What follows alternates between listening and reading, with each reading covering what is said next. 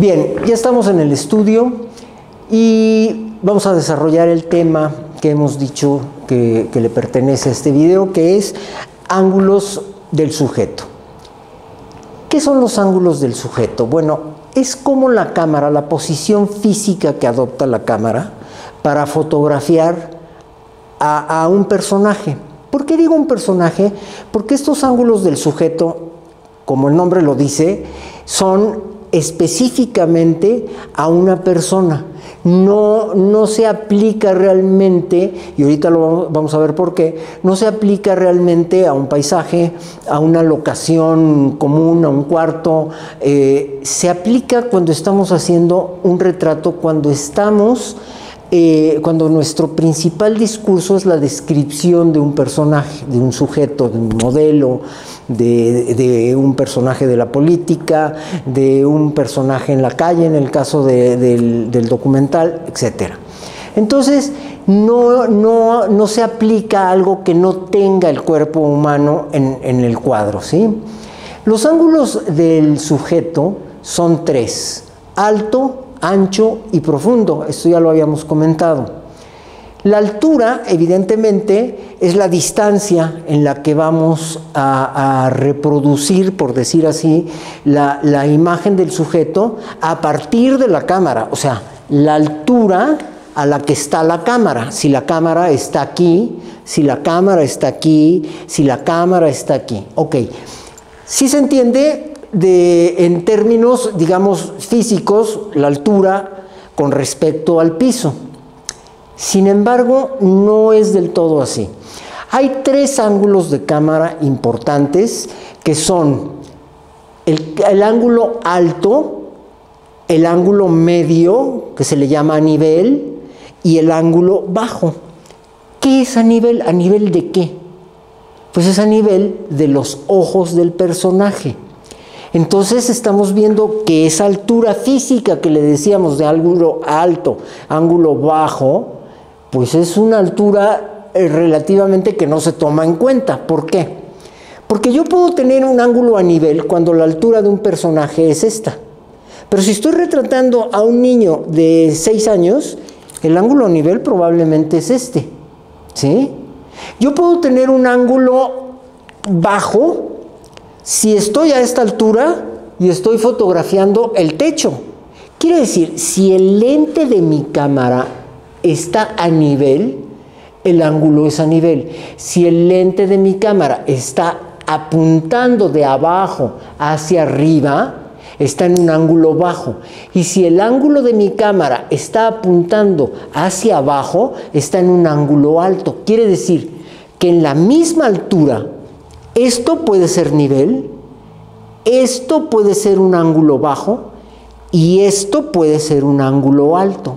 Entonces, estos tres ángulos, que es alto, a nivel y bajo, se les llama nivel,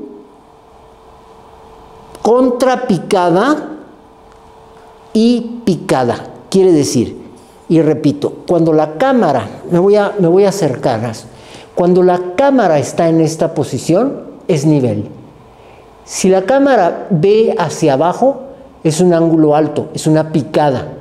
Y si la cámara ve hacia arriba, es un ángulo bajo, es una contrapicada. Entonces, realmente la altura física no importa. Como vemos ahorita en el ejemplo, la altura física, que probablemente era a 1,10 m de la cámara al piso, en ese 1,10 m hicimos un ángulo a nivel, una contrapicada, o sea, un ángulo bajo, y una picada, o sea, un ángulo alto. Entonces, es como la cámara va a ver a un sujeto, cómo la cámara está encuadrando, ¿sí? Digamos, a la burbuja de un nivel como de albañil, está encuadrando a nivel, o está encuadrando en una contrapicada, o está encuadrando en una picada. Vamos, esto no tiene ninguna ciencia y no vale la pena regodear más en esto. Sin embargo, y voy a utilizar este maniquí como modelo para hacer este ejemplo. Sin embargo, sí me gustaría hablar de las características técnicas de la altura de la cámara, o sea, técnicamente por qué se podría usar, y sobre todo de las características psicológicas de la altura de la cámara. Vamos a comenzar viendo esto. Bien, como se darán cuenta, estoy en una contrapicada. Quiere decir, la cámara está en un ángulo bajo, yo estoy hacia arriba. ¿Qué es lo primero que aprecian? Pues que el fondo del estudio no se ve. Entonces, cuando ustedes quieren eliminar un fondo por cuestiones estéticas o por cuestiones prácticas de una marca, de un, no sé, de una necesidad técnica que quieren eliminar algo del fondo, pues pueden usar una contrapicada, ¿sí? Pero esto sería a nivel técnico. A nivel psicológico, ¿qué implicación tiene? Pues que el personaje se ve grande, el personaje se ve, no solo grande me refiero a tamaño, se ve superior. Cuando haces una contrapicada, el personaje, para verte, yo estoy viendo directamente a la cámara, para verte tengo que bajar mi vista, o sea, tengo que hacer una picada. ¿Quién está abajo? Pues el espectador. Yo estoy arriba. Entonces, yo tengo el poder. Yo tengo, soy más fuerte, por decirlo de alguna manera. Entonces, muchos de los ángulos de la cámara en contrapicada es para establecer una relación de poder con el personaje, ¿sí? Que el personaje se vería viendo hacia el horizonte o viéndolos ustedes hacia abajo, ¿no? Y esto implicaría una relación de poder.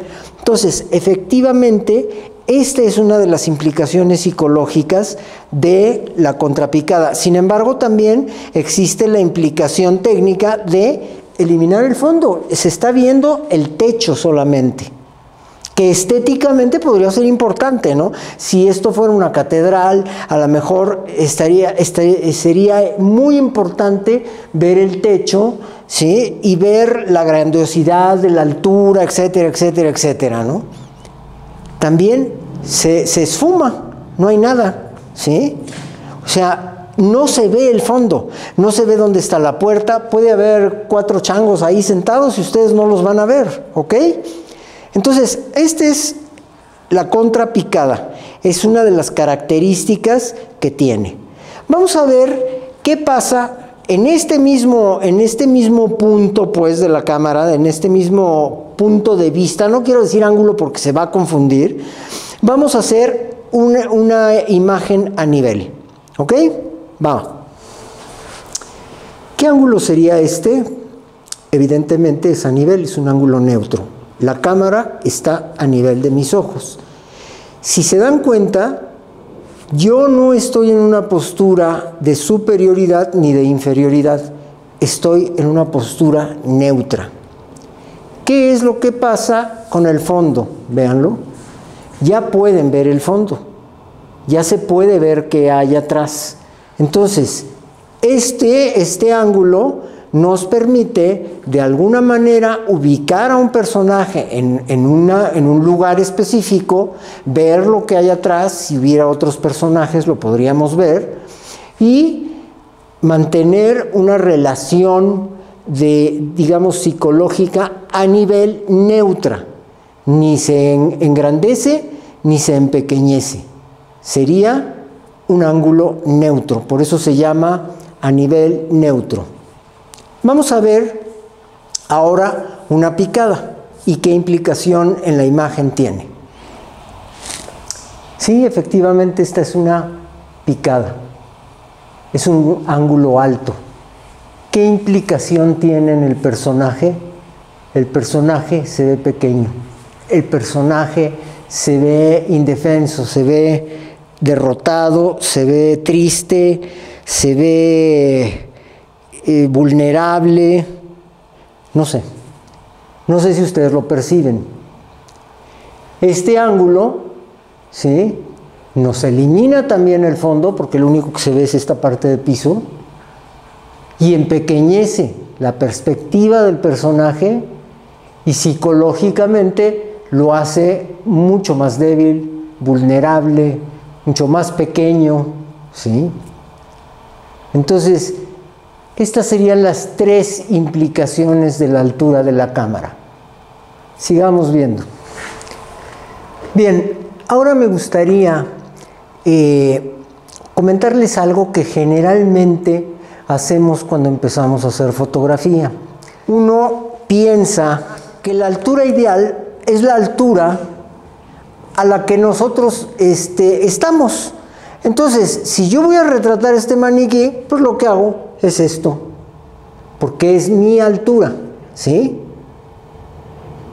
¿Qué pasa? Que entonces, si yo retrato niños, todos los chavitos los voy a retratar en un ángulo de superioridad, porque los voy a retratar de arriba hacia abajo. Sin embargo, si retrato a una persona más alta que yo, siempre los voy a retratar con un ángulo de inferioridad mía, porque los voy a retratar de abajo hacia arriba, ¿no? Nunca se nos ocurre, cuando retratamos a alguien más chico, hacer esto, ¿sí? O, si dramáticamente lo necesitamos, hacer esto. Y entonces retratarlo de arriba. Quiere decir, cuando ustedes hagan una imagen, traten de manejar la altura conscientemente. No retratar a mi nivel. Si es necesario, me subo. Si es necesario, me bajo. Me pongo en cuclillas. ¿Recuerdan ustedes esto que hablábamos de Pedro Valtierra, de el balazo? ¿Qué hizo Pedro Valtierra? Se acercó a la mujer y se agachó para hacer la foto. La vio de cerca y a nivel. ¿Qué hizo la norteamericana? Se alejó y se subió a una silla, a una mesa, y la tomó desde arriba. En nuestro tema de ángulos de cámara, hemos visto como número 1 la altura, que se refiere a 3, cuando la cámara está así es nivel, cuando la cámara tiene una picada es un ángulo alto, y cuando la cámara hace una contrapicada es un ángulo bajo. Y vimos sus implicaciones técnicas y psicológicas. Ahora, vamos a ver lo que es la cámara en su angulación de la anchura del sujeto, del volumen del sujeto. Voy a hacer una representación cenital, que es como se hacen las plantillas de cámara, figurando esto, un sujeto que está mirando hacia acá. Esta podría ser la nariz, vamos a decir así.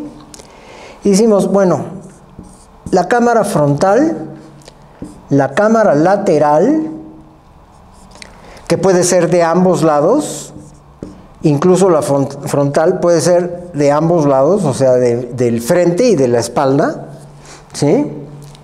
Y las cámaras a 45 grados, ¿sí?